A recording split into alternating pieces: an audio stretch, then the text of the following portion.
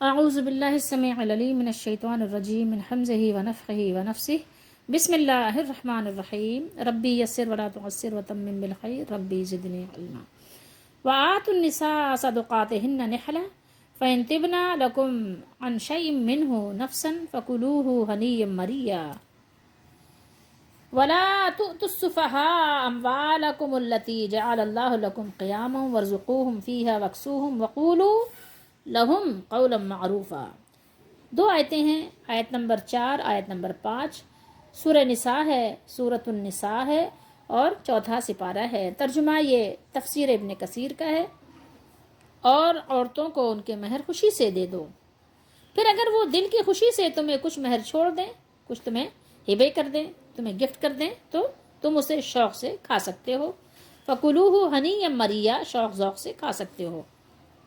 اور تم اپنے وہ مال نادان لوگوں کے سپرد نہ کرو جو اللہ نے تمہارے لیے گزر بسر کا ذریعہ بنائے ہیں، البتہ ان میں سے انہیں کھانے اور پہننے کے لیے دو اور ان سے اچھی بات کہو۔ وقولوا قولا معروفا۔ یہ مال ایسی چیز ہے کہ اس کی حرص، اس کی لالچ انسان کے اندر بہت زیادہ ہوتی ہے، اس لیے اللہ تعالیٰ نے لوگوں کو اس کے بارے میں نصیحتیں خوب کی ہیں۔ یہاں پر بات ہو رہی ہے کہ دور جاہلیت میں عورتوں کا جو مہر ہوتا تھا وہ لوگ خود لے لیتے تھے اور انہیں کچھ بھی نہیں دیتے تھے۔ اللہ تعالیٰ نے اس سے منع فرمایا اور حکم دیا کہ عورتوں کو ان کا مہر خوش دلی سے دو۔ پھر اگر کوئی عورت خوش دلی سے مہر کا کچھ حصہ یا سارا شوہر کو دے دے، اگر اپنی مرضی سے وہ دینا چاہے کہ یہ آپ رکھ لیجئے، تو وہ شوہر کے لیے کیا ہوگا؟ جائز ہوگا، اور خوش دلی سے وہ کھا بھی سکتا ہے اور اسی میں سے اپنی بیوی کو بھی، اپنے بچوں کو بھی کھلا سکتا ہے۔ لیکن اگر عورت شوہر کی بد اخلاقی یا برے برتاؤ کی وجہ سے معاف کرے، ایک ہوتا ہے نا کہ کچھ شوہر ایسے ہوتے ہیں نا جو جس کو کھڑوس کہتے ہیں نا، کہ مطلب ایسے اخلاق کے ہیں کہ جناب اگر ان سے مہر کا تقاضا کیا کہ آپ میرا مہر مجھے دے دیجئے، تو غصہ، گرمی بہت زیادہ، یعنی یہ سب سامنا کرنا پڑے گا۔ تو کیا ہے، شوہر نے کیا کیا، عورت نے کیا کیا کہ ٹھیک ہے بھائی آپ ہی رکھ لو، زبردستی، یعنی گن پوائنٹ پہ، غصے کے زور پہ بیوی سے معاف کروا لیا اور یہ آگے لے لیا، دے کر ایک ہاتھ سے دیا دوسرے ہاتھ سے لے لیا، یعنی یہ تقاضا تھا شوہر کا کہ واپس مل جائے، ٹھیک ہے۔ تو اگر وہ اس وجہ سے اپنے شوہر کے لیے، شوہر کے حق میں معاف کر دے اور شوہر کو واپس کر دے، تو یہ اس کے خلاف ہے، ٹھیک ہے، یہ اس کے وہ نہیں، ہنیہ مریہ نہیں ہوگا پھر وہ۔ یا پھر کچھ ایسے بھی ہوشیار لوگ ہوتے ہیں جو دھوکہ تو بظاہر دے رہے ہوتے ہیں اپنی بیوی کو، لیکن اپنے آپ کو دھوکہ دے رہے ہوتے ہیں۔ تو وہ کیا ہے کہ اسی طرح اگر دھوکہ دے کر شوہر مہر کو معاف کروا لے، اور بھی کوئی چیز ہوتی ہے، بہت سے لوگ جیسے طلاق وغیرہ کے معاملات ہوتے ہیں، تو یہ چیزیں ایسی ہیں کہ جس میں اللہ تعالیٰ نے تقوی کا حکم دیا ہے جگہ جگہ، کیونکہ میاں بیوی کے جو معاملات ہیں وہ معاملات ایسے ہیں کہ ظاہر ہے کہ کوئی بھی الزام بھی لگا سکتا ہے، جھوٹ بھی بول سکتا ہے، اب ان دونوں کے درمیان تیسرا کوئی نہیں ہوتا سوائے اللہ کے۔ تو اب یہ کہ ظاہر ہے اگر یہ لوگ اللہ سے نہ ڈریں تو اب کوئی کسی کے لیے کچھ بھی کہہ سکتا ہے اور کچھ بھی کر سکتا ہے، جیسے کہ آج کل ہم دیکھ رہے ہیں ہمارے معاشرے میں جو کچھ ہو رہا ہے، وہ بس کانوں ہی کو ہاتھ لگانے کا موقع ہے۔ صدقاتہن نحلہ، فرمایا اللہ تعالیٰ نے عورتوں کو ان کے مہر خوشی سے دے دیا کرو۔ حضرت علی بن ابو طلحہ نے حضرت ابن عباس رضی اللہ تعالیٰ عنہما سے بیان کیا ہے کہ النحلہ کے معنی مہر کے ہیں، اور محمد بن اسحاق نے اور امام زہری نے عروہ سے، اور انہوں نے حضرت اماں عائشہ صدیقہ رضی اللہ تعالیٰ عنہا سے بیان کیا ہے کہ نحلہ کے معنی فریضے کے ہیں، اور لوگوں نے بیان کیا، ابن جریج وغیرہ نے کہا ہے کہ نحلتاً اس فریضے کو کہتے ہیں جس کا نام لے کر تعین کیا گیا ہو، نام لے کر۔ اور ابن زید کہتے ہیں کہ نحلہ عربی زبان میں واجب کو کہتے ہیں، یعنی عورت کے لیے کسی چیز کو واجب کیے بغیر اس سے نکاح نہ کرو، کیونکہ نبی اکرم صلی اللہ علیہ وآلہ وسلم کے بعد کسی کے لیے جائز نہیں کہ مہر واجب کیے بغیر کسی خاتون سے نکاح کرے، اور مہر ناحق اور جھوٹ پر بھی مبنی نہیں ہونا چاہیے کہ جھوٹ موٹ آپ نے دینے کا کوئی ارادہ نہیں، کوئی نیت نہیں، بس ایسے ہی مہر آپ نے بندھوا لیا، تو یہ بھی مناسب اور جائز نہیں ہے۔ بہرحال ان سب حضرات کے کلام کا خلاصہ یہ ہے کہ مرد پر یہ بات واجب ہے کہ وہ یقینی طور پر اپنی بیوی کو مہر ادا کرے اور نہایت خوشدلی سے ادا کرے، جس طرح تحفہ اور عطیہ جو آپ دیتے ہیں، گفٹ خوشدلی سے دیتے ہیں، دیا جاتا ہے، اسی طرح بیوی کو مہر بھی بطیب خاطر یعنی خوشدلی ادا کرے۔ اور اگر مہر کے تعین کے بعد کوئی عورت اپنا سارا مہر، تعین یعنی جو ایک متعین کر دیا جائے، یا کچھ حصہ، عورت اگر اپنی مرضی سے سارا مہر یا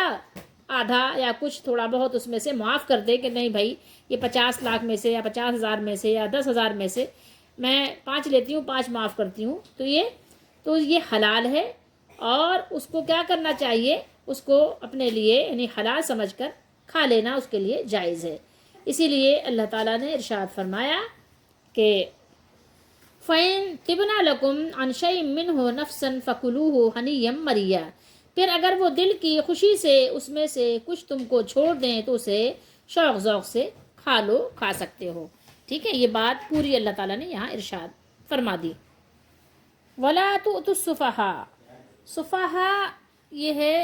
صفی کی جمع ہے، جو سین سے صفی ہوتا ہے، اس کا مطلب ہوتا ہے بے وقوف، نادان، ناسمجھ، بے شعور، بے عقل۔ تو اللہ تعالیٰ نے یہاں پابندی لگائی کہ جو بے عقل لوگ ہیں وہ اپنے مال میں تصرف نہیں کر سکتے۔ اللہ تعالیٰ نے منع فرمایا ہے کہ بے عقلوں کو اپنے مال میں تصرف کرنے کا یعنی ان کو اختیار نہ دیا جائے۔ کیسے نہ دیا جائے اور کب نہ دیا جائے؟ کیونکہ اس کی بھی ایک انسان کے اندر طریقہ ہوتا ہے نا، خرچ کا بھی ایک طریقہ، ایک اصول ہوتا ہے، برباد کرنا نہیں ہوتا، کیونکہ مال کو کمانا بھی ایک فن ہے اور اس کا خرچ کرنا بھی ایک فن ہے۔ تو ایسا نہیں ہے کہ مال کو کمایا محنت سے اور پھر برباد کر دیا آسانی کے ساتھ، ایسا نہیں ہے، یا ابا دادا کی جاگیر بچوں کے حوالے کر دی اور بچوں نے برباد کر دیا، جب ان کو شعور آیا، ہوش آیا، تو پتہ چلا سب یہ کچھ الٹا دیا، برباد کر دیا۔ مال وہ کیا ہے؟ وہ لوگوں کے لیے ایک سبب ہے معیشت کا۔ بے عقلوں پر مال میں تصرف کرنے کی پابندی اسی آیت سے ماخوذ ہے۔ اس پابندی کی کئی قسمیں ہیں۔ کبھی تو یہ یعنی چھوٹا ہونے کی وجہ سے، بچے چھوٹے ہوں، ان کو شعور نہیں ہو کہ کیسے خرچ کرنا ہے، تو یعنی صغر سنی کی وجہ سے ہوتی ہے، کیونکہ جو چھوٹے بچے ہیں، چھوٹے بچوں کو اس بات کا شعور نہیں ہوتا اور ان پر اعتبار نہیں کیا جا سکتا۔ اور کبھی یہ پابندی کیوں ہوتی ہے؟ جنون کی وجہ سے ہوتی ہے کہ ان کے اندر عقل نہیں ہوتی، وہ ظاہر ہے کچھ ان کے شعور میں کمی ہوتی ہے، بے وقوف سے ہوتے ہیں نا، ہر طرح کے بچے بھی ہوتے ہیں۔ اور کبھی یہ عقل یا دین کی کمی کی وجہ سے ہوتی ہے کہ جو غیر ضروری یعنی خرچ کرنے کی جو بچوں کو عادت ہوتی ہے، اور غیر مقام پر، غیر جگہ پر خرچ کرنے کی جو ان کو ایک ہوتا ہے نا بچوں کو، کہ برباد کر رہے ہیں، مال پھینک رہے ہیں ادھر بھی ادھر بھی بے دریغ، تو اس وجہ سے ان کو روکا جاتا ہے، منع کیا جاتا ہے۔ اور کبھی اس وجہ سے کہ افلاس کے سبب، اور یہ اس صورت میں ہے کہ جب آدمی کے قرض اس قدر زیادہ ہو جائیں کہ اس کے سارے مال سے بھی اس کے قرضے ادا نہ ہوتے ہوں، تو لہٰذا جب قرض دار حاکم سے مطالبہ کریں تو وہ مقروض پر یہ پابندی عائد کر سکتا ہے کہ وہ اپنے مال میں کوئی تصرف نہ کرے۔ تفسیر ابن ابی حاتم میں ہے کہ حضرت عبداللہ بن عباس رضی اللہ تعالی عنہما نے بیان کیا، وَلَا تُؤْتُوا السُّفَهَاءَ أَمْوَالَكُمْ، اور تم اپنے مال نادان لوگوں کے سپرد نہ کرو کے بارے میں انہوں نے بیان کیا ہے کہ اس سے مراد تمہارے بیٹے اور عورتیں ہیں۔ اور حضرت سعید بن جبیر رضی اللہ تعالیٰ عنہ فرماتے ہیں کہ السفہاء سے مراد یتیم بچے ہیں۔ کون ہیں؟ یتیم بچے ہیں۔ اور تابعین میں سے اور صحابہ میں سے کچھ لوگوں کا قول ہے، مجاہد، اکرمہ اور قتادہ وغیرہ کا، کہ اس سے مراد کیا ہے؟ صرف عورتیں ہی ہیں، کہ کچھ عورتیں بھی ہوتی ہیں نا کہ وہ ناجائز خرچ کرتی ہیں، بے جا جگہ پر خرچ کرتی ہیں، اپنے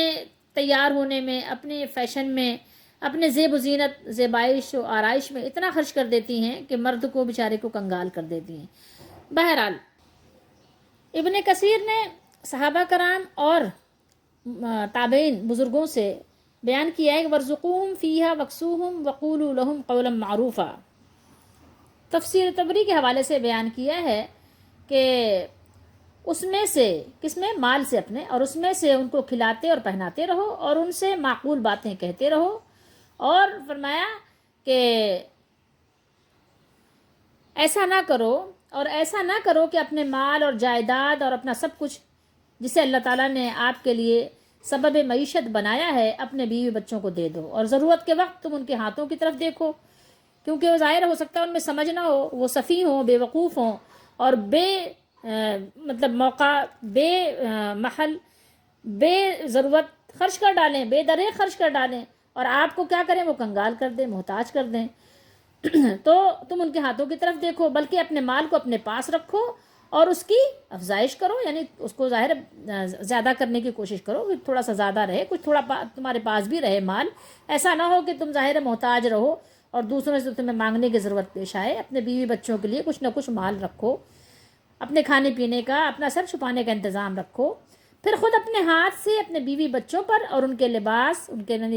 پہننے اوڑھنے کا، ان کے طعام کھانے پینے کا، اور جو ان کی دیگر ضروریات ہیں جیسے کہ بیماری آزاری وغیرہ، تو ان کے لیے خرچ کرو۔ اور امام مجاہد فرماتے ہیں کہ وَقُولُوا لَهُمْ قَوْلًا مَعْرُوفًا، یعنی نیکی اور صلہ رحمی کے سلسلے میں ان سے معقول باتیں کہتے رہو۔ اور اس آیت کریمہ میں حکم دیا گیا ہے کہ اہل خانہ اور ان لوگوں پر جن پر بالفعل تصرف کی پابندی ہے ان سے حسن سلوک کا معاملہ کیا جائے، لباس اور طعام وغیرہ کے لیے ان پر خرچ کیا جائے، اور ان سے یعنی گفتگو جو ہے وہ کس طرح کی جائے، شائستہ گفتگو کی جائے اور اچھے اخلاق کا مظاہرہ کیا جائے۔ ہر انسان ایک جیسا نہیں ہوتا، نہ ہی بیوی بچے، نہ ہی مرد حضرات، سب ایک جیسے نہیں ہوتے، کچھ لوگ سمجھدار ہوتے ہیں، کچھ لوگ باشعور ہوتے ہیں، کچھ لوگ کم سمجھ ہوتے ہیں، نادان ہوتے ہیں، بے وقوفی کسی ان کی عادتیں ہوتی ہیں۔ تو یہاں بے سمجھوں سے مراد وہ لوگ ہیں جو مال کے انتظام کی صلاحیت نہیں رکھتے ہیں، اس میں چھوٹے بچے اور نا تجربے کار بیوی بھی آ جاتی ہے، جس کو ہمارے یعنی انداز میں، ہمارے لینگویج میں پھوڑ بھی کہہ دیتے ہیں، ٹھیک ہے، اور نادان یتیم بھی، یعنی اگر یتیم نا تجربے کار اور کم عقل ہوں تو ولی جو اس کا ولی ہے اس کے مال کو، یتیم کے مال کو اس کے کھانے پینے کے لیے خرچ کرے، اس کے لباس کے انتظام کرتا رہے، مگر وہ مال اس کے سپرد نہ کرے، مگر وہ مال اس کے سپرد نہ کرے۔ حضرت ابو موسیٰ اشعری رضی اللہ تعالیٰ عنہ نے بیان کیا ہے کہ نبی کریم صلی اللہ علیہ وسلم نے فرمایا 3 آدمی اللہ تعالیٰ سے دعا کرتے ہیں مگر ان کی دعا قبول نہیں ہوتی۔ ایک وہ آدمی جس کی بیوی بدخلق تھی، بدخلق کیا مطلب ہے، وہ بد اخلاق تھی، لڑنا جھگڑنا، مطلب مختلف طرح کی اس کی جیسے ہوتی ہیں بری عادتوں کی مالک تھی، پھر اس نے اس کو طلاق نہیں دی۔ اور ایک وہ آدمی جس کا کسی شخص کے ذمے مال تھا مگر اس نے اس پر کوئی گواہ نہیں بنایا۔ اور ایک وہ آدمی جس نے کسی صفیہ یعنی بے وقوف کو اپنا مال دے دیا، جبکہ اللہ تعالیٰ نے فرمایا ہے تم بے وقوفوں کو اپنے مال مت دو۔ یہ ہے حدیث صحیح الجامع، وہاں یہ آپ کو حدیث مل جائے گی۔ وَآتُوا النِّسَاءَ صَدُقَاتِهِنَّ نِحْلًا، یہ جو آیت مبارکہ ہے آیت نمبر 4، اس کا آیت نمبر 3 سے کیا ربط ہے؟ تو ربط آیات دیکھتے ہیں۔ پچھلی آیت میں زیادہ بیوی، ایک سے زیادہ بیوی ہونے کی وجہ سے عورتوں پر جو ظلم ہوتا تھا اس کا ازالہ بیان کیا گیا تھا کہ اس کو کس طرح روکا جا سکتا ہے، اس کی روک تھام کے لیے اللہ تعالیٰ نے بیان فرمایا۔ اس آیت مبارکہ میں عورتوں کے ایک خاص حق کا ذکر ہے۔ وہ حق کیا ہے کہ عورت کا وہ حق دیں گے تو وہ عورت آپ کے لیے حلال ہوگی، آپ کے نکاح میں آئے گی۔ تو وہ خاص حق کیا تھا؟ وہ اس کا مہر ہے، اور اس میں جو ظلم و جور ہوتا تھا اس کا ازالہ ہے، اور یہ حق مہر ہے۔ اب آئیے دیکھتے ہیں کہ مہر کے متعلق عرب میں کس طرح کے ظلم ہوتے تھے اور ہمارے دور میں کس طرح کے ظلم ہو رہے ہیں۔ قانون وہ ہونا چاہیے جو اللہ کا قانون ہے، طریقہ وہ ہونا چاہیے جو رسول اللہ صلی اللہ علیہ وسلم کا طریقہ ہے، تو اس کے علاوہ جو کچھ بھی ہے ظاہر ہے وہ ظلم پر مبنی ہے، ٹھیک ہے۔ تو ظلم اس وقت بھی ہوتے تھے اور ظلم آج بھی ہو رہے ہیں، اور کس وجہ سے ہو رہے ہیں؟ جس کی لاٹھی اس کی بھینس کی وجہ سے ہو رہے ہیں۔ ایک یہ کہ مہر جو لڑکی کا حق ہے اس کو نہیں دیا جاتا تھا، بلکہ لڑکی کے اولیاء اس کے مہر کو وصول کر لیتے تھے، ٹھیک ہے، شوہر سے یعنی مرد سے بات کر لی جس سے اپنی بیٹی کی شادی کر رہے ہیں، یا بہن کی یا بھتیجی کی، جس کی بھی، شادی کر رہے ہیں تو کیا کرتے تھے؟ مہر خود لے لیتے تھے. یہ ایک بہت بڑا ظلم تھا. اس کو دفع کرنے کے لیے قرآن کریم نے بیان فرمایا وَآتُوا النِّسَاءَ صَدُقَاتِهِنَّ، یعنی دو عورتوں کو ان کے مہر. کس کو دو؟ عورتوں کو دو، بیوی کو دو، کسی اور کو نہیں. اس کے مخاطب کون لوگ ہیں؟ شوہر ہیں. ٹھیک ہے، شوہر بھی ہیں اور وہ اپنی بیوی کا مہر خود بیوی کو دیں اور دوسروں کو نہ دیں. اور لڑکیوں کے اولیاء بھی مخاطب ہیں کہ اگر لڑکیوں کے مہر ان کو وصول ہو جائیں، ان کو مل جائیں، ان کے پاس آ جائیں تو یہ لڑکیوں ہی کو دے دیں، کسی اور کو نہیں دیں، خود اپنے خرچ میں نہ لائیں، ان کی اجازت کے بغیر اپنے تصرف میں نہ لائیں. اگر لڑکیاں اجازت دے دیں، کھلا دیں اپنے ابا کو، کسی کو، شوہر کو، تو ٹھیک ہے، یہ جائز ہے ان کے لیے. بغیر اجازت کسی کا مال کسی کے لیے بھی جائز نہیں ہے. ٹھیک ہے،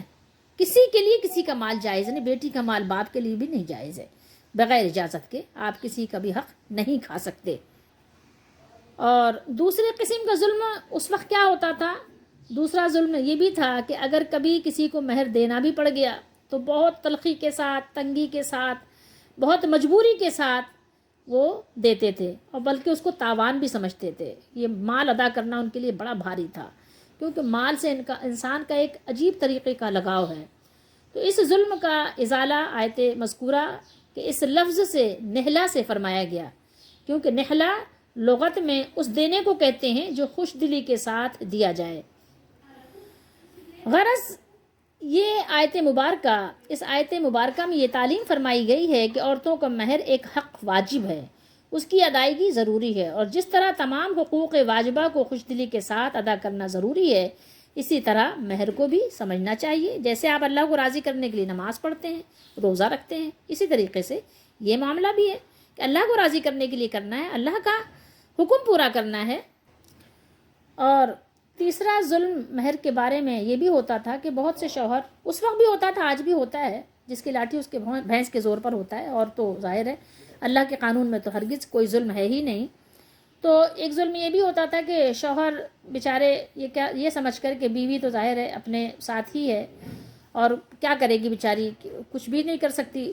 تو اس پر دباؤ ڈال کر اس سے مہر معاف کرا لیتے ہیں.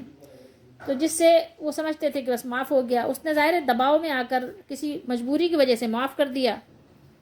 کسی سے کوئی کام زبردستی کروا لینا، مجبور کر کے کروا لینا، تو وہ معافی نہیں ہوتی. یہ انسان کی بس صرف ایک دل کی تسلی ہوتی ہے، زبردستی کوئی معافی نہیں ہوتی، دل کی خوشی سے اور بات ہے. تو اس ظلم کے روک تھام کے لیے آیت مذکورہ میں جو ہم نے یہاں تلاوت کی ہے، اللہ تعالیٰ نے ارشاد فرمایا کہ فَإِن تِبْنَا لَكُمْ عَنْ شَيْءٍ مِّنْهُ نَفْسًا فَكُلُوهُ هَنِيًّا مَرِيًّا. اللہ تعالیٰ نے ارشاد فرمایا کہ جبر و اکراہ اور دباؤ کے ذریعے معافی حاصل کرنا تو کوئی چیز نہیں، اس سے کچھ معاف نہیں ہوتا. لیکن اگر وہ بالکل اپنے اختیار اور رضامندی کے ساتھ، اپنے دل کی خوشی کے ساتھ کچھ بھی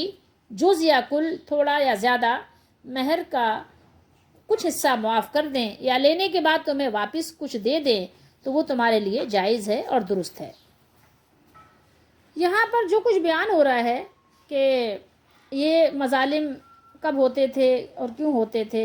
یہ ہوتے تھے زمانے جاہلیت میں. لیکن اگر آپ دیکھیں تو بہت افسوس کی بات ہے کہ آج بھی اپنے آپ کو مسلمان کہنے والے، کلمہ طیبہ کا ورد کرنے والے، یہ سارا کچھ جو زمانے جاہلیت کے معاملات تھے وہ آج بھی یہ ساری کچھ یعنی داستان مسلمانوں میں بھی موجود ہیں. مختلف علاقوں میں، مختلف قبیلوں میں ان مظالم میں سے کوئی نہ کوئی ظلم ضرور پایا جاتا ہے. ان سب مظالم سے بچنا ہم سب کے لیے لازم اور ضروری ہے. اور آیت مبارکہ میں جو یہ قید لگائی ہے دل کی خوشی سے، بطیب خاطر، بطیب نفس، آیت شریفہ میں کیا ہے؟ یہ جو قید لگائی گئی ہے کہ یعنی دل کی خوشی کے ساتھ، خوشی سے تمہاری بیویاں اگر مہر کا کچھ حصہ تم کو دے دیں یا تم سے وصول ہی نہ کریں تو تم اس کو کھا سکتے ہو. اس میں ایک بہت بڑا راز ہے. بات یہ ہے کہ شریعت کا یہ اصول ہے کہ کسی کا ذرا سا مال بھی کسی دوسرے کے لیے حلال نہیں ہے جب تک کہ دل کی خوشی سے اجازت نہ ہو. بطور قاعدہ کلیہ رسول اللہ صلی اللہ تعالیٰ علیہ وآلہ وسلم نے ارشاد فرمایا، الا لا تظلموا لا يحل مال اللہ کے نبی صلی اللہ علیہ وسلم نے فرمایا خبردار ہو جاؤ، خبردار ظلم نہ کرو، اور اچھی طرح سے سمجھ لو کہ کسی شخص کا مال دوسرے شخص کے لیے حلال نہیں ہے جب تک کہ اس کے نفس کی خوشی سے حاصل نہ ہو۔ خیر، اب آئیے دیکھتے ہیں کہ آیت نمبر 4 کا آیت نمبر 5 کا 4 سے کیا ربط ہے۔ اس آیت کا بھی کوئی نہ کوئی ربط، کوئی نہ کوئی تعلق ہے۔ آیت نمبر 4 میں اللہ تعالیٰ نے عورتوں کو، بیویوں کو ان کے مہر ادا کرنے کا حکم بیان فرمایا تھا، جس سے آپ کو بظاہر یہ پتہ چلے گا کہ ظاہر عورتوں کا مال، عورتوں کا مہر ظاہر ان کا مال ہی ہے نا، ان کے حوالے کر دیا جائے، ان کے حوالے کر دینا چاہیے، خواہ ان کو معاملات کا سلیقہ بھی نہ ہو، چاہے ان کو خرچ کرنے کی تمیز بھی نہ ہو، اور وہ اپنے مال کی حفاظت پر قادر بھی نہ ہو، حفاظت بھی نہ کر سکیں، کوئی ان سے چھین لے جائے یا وہ بے موقع خرچ کر ڈالیں۔ تو اس غلط فہمی کو دور کرنے کے لیے ان آیات میں فرمایا کہ کم عقلوں کو ان کا مال ان کے سپرد نہ کرو، اور کیا کرو، اور جو ہے یعنی ان کی دیکھ بھال کرو، اندازہ لگاؤ کہ اگر وہ اس لائق ہیں تو ٹھیک ہے، ان کا مال ان کے حوالے کر دو۔ اور مال کے معاملات میں ایک بیلنس ہونا بہت ضروری ہے، ٹھیک ہے، کیوں؟ اس لیے کہ مال جو ایک سرمایہ ہے، زندگی گزارنے کے لیے ایک سرمایہ ہے، اور اس کی حفاظت بھی بہت ضروری ہے۔ مال کو نہ تو آپ بیجا اور بے درے خرچ کریں، اور نہ ہی آپ بیجا اور بلا وجہ اس کی محبت میں گرفتار رہیں، اور بلا وجہ اس کو جمع کرتے رہیں، اس کو بڑھاتے رہیں، یعنی ایک اس کے کہنا چاہیے کہ پورا پیکج ہے، اور جو کہ آپ کو ایک میانہ روی کے ساتھ اس کا حساب کتاب رکھنا ہے، ٹھیک ہے۔ تو ان آیات میں ایک طرف تو مال کی اہمیت اور انسانی معاش میں اس کا بڑا دخل ہونا بیان فرمایا ہے، اور اس کی حفاظت کا سلیقہ اور طریقہ بھی سکھایا گیا ہے۔ تو اللہ تعالیٰ نے مال کی حفاظت کے متعلق ایک عام کوتاہی کی اصلاح یہاں پر فرمائی ہے، وہ یہ ہے کہ بہت سے لوگ کیا ہوتے ہیں، طبعی محبت سے مغلوب ہو کر کیا ہوتے ہیں، جب ظاہر ہے ناکام ہو جاتے ہیں محبت کی وجہ سے، اور وہ اپنے بچوں کو بہت زیادہ مال دے کر ضائع کروا دیتے ہیں، اور اپنی خواتین، اپنی بیویوں کو بھی بہت زیادہ مال دے کر کیا کرتے ہیں کہ وہ مال کو برباد کروا دیتے ہیں۔ تو آخر میں نتیجہ کیا ہوتا ہے کہ بہت سے مالدار لوگ آپ نے دیکھا ہوگا کہ فقیر ہو جاتے ہیں، ان کے گھر بھی بک جاتے ہیں، اتنے زیادہ قرض دار ہو جاتے ہیں، ان کی تنخواہ میں پورا نہیں پڑتا تو ان کو قرضہ لینا پڑتا ہے، قرضہ اتنا زیادہ ان پر چڑھ جاتا ہے کہ اس کی وجہ سے ان کی بڑی بڑی چیزیں بک جاتی ہیں، کبھی کبھی ان کے گھر بک جاتے ہیں، کرائے پر آ جاتے ہیں، پھر کرائے دینے کا پیسہ نہیں ہوتا۔ ایسے بھی آپ کو لوگ نظر آئیں گے، کم اب صحیح، لیکن آپ کو ایسے لوگ نظر آئیں گے، کیونکہ بہت زیادہ مال تو اتنا تو کسی کے پاس بھی نہیں ہوتا کہ بے درے خرچ کریں۔ اگر آپ نے اپنی خواہشات کو بہت زیادہ بڑھا لیا ہے، ضروریات کو آپ نے بہت آگے کر دیا ہے، تو لازمی بات ہے کہ اس کا نتیجہ تو ہوگا، ہر عمل کا ایک رد عمل تو ضرور ہوتا ہے۔